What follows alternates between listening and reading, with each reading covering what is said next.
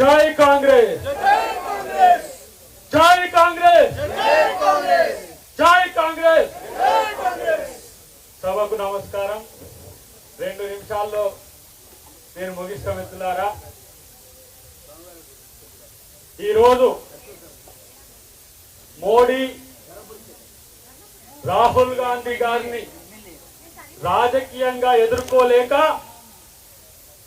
దొంగ కేసులు పెడుతున్నాడు మోడీ. నేనంటున్నా మోడీకి, ఏ మోడీ, బీజేపీ మోడీ బ్రిటిష్ వానికే భయపడిన కాంగ్రెస్ ఇది బీజేపీకి ఎంత భయపడుతుంది అనుకున్నాం అని చెప్పి ఈరోజు హెచ్చరిస్తున్నా. మోడీ, అమిత్ షా ఒక ఖేడీలు, ఈ దొంగలు ఇవాళ దేశం కొరకు ప్రాణాలు అర్పించిన కుటుంబం మీద కక్ష కట్టిండు దరిద్రులు. ఈరోజు ఎక్కడ మీ స్వాతంత్ర సంగ్రామంలో మీ పాత్ర? ఇవాళ సెంటు భూమి కూడా లేదు, ఇల్లు కూడా లేని కుటుంబం మీద ఈడీ కేసు పెట్టి ఇవాళ మీరు బెదిరించాలని చూస్తే ఇవాళ గాంధీ కుటుంబానికి మేమందరం కూడా సభ్యులమే. అందరూ గుర్తుపెట్టుకోండి.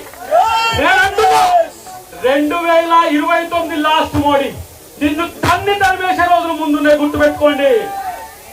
2029 తర్వాత మోడీ ఉండేది జైల్లో. నేను అంటున్నా ఒక మాట, రాఫెల్ డీల్లో నువ్వు అనిల్ అంబానీకి ఇవాళ 45,000 కోట్ల రూపాయల హవాలా చేసినావు. మేము కనుక రేపు అధికారంలోకి వస్తే మేము కేసు పెట్టి నిన్ను జైల్లో పంపలేమా? దొంగతనం చేసింది మీరు, కేడుని మీరు. ఇలా రాహుల్ గాంధీ మీద, అమ్మ సోనియా గాంధీ మీద ఇలా మీరు కుట్రలు పండుతున్నారు. ఒక్క మాట, ఆర్ఎస్ఎస్ ఈ రోజు ఇలాంటి దరిద్రపు కొట్టు నాయకులని దేశానికి ఇచ్చిందా? ఆర్ఎస్ఎస్ యొక్క విధానం మీద ఈ దేశ ప్రతిపక్ష నాయకుడిని మొత్తం టెర్మినేట్ చేసే చరిత్ర ఇవాళ బీజేపీకి ఉన్నది. భయపడ్డా రాహుల్ గాంధీ? ఇవాళ ఎవరైతే ద్వేషం పంచుతున్నారో వాళ్ళ బజార్లో ప్రేమ కొట్టును పెట్టిడు రాహుల్ గాంధీ. ఇది కాంగ్రెస్ పార్టీ యొక్క కల్చర్. మేము ప్రేమనిస్తున్నాం, మీరు ద్వేషాన్ని పెంచుతున్నారు.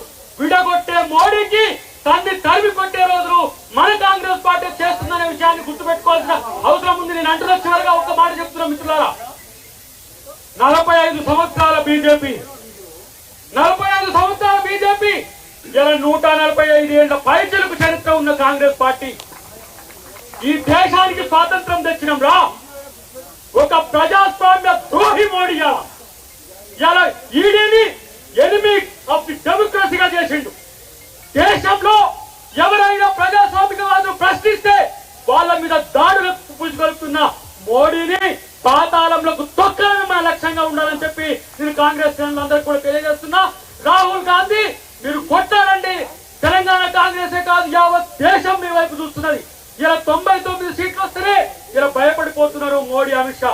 రేపటి కనుక అధికారంలోకి వస్తున్న ఒక ఆలోచన కనుక ఉంటే ఇలాంటి పరిస్థితిలో వస్తే మా బతికేందని చెప్పేలా మోడీ చూస్తున్న పరిస్థితి. కాబట్టి ఇవాళ దేశ ద్రోహులుగా మోడీ, అమిత్ షా ఉన్న స్థితిని మనందరం కూడా గమనించి కాంగ్రెస్ పార్టీని రక్షించుకోవాలి, ప్రజాస్వామ్యాన్ని రక్షించుకోవాలి. రాజ్యాంగ పరిరక్షకుడు రాహుల్ గాంధీని, అమ్మ సోనియా గాంధీ వెంట మనం అందరం ఉండాలని చెప్పి తెలియజేస్తూ జై కాంగ్రెస్, జై కాంగ్రెస్, జై కాంగ్రెస్. మరో శాసన మండలి సభ్యులు ఆమీర్ అలీ ఖాన్ మాట్లాడవలసిందిగా కోరుతున్నాం.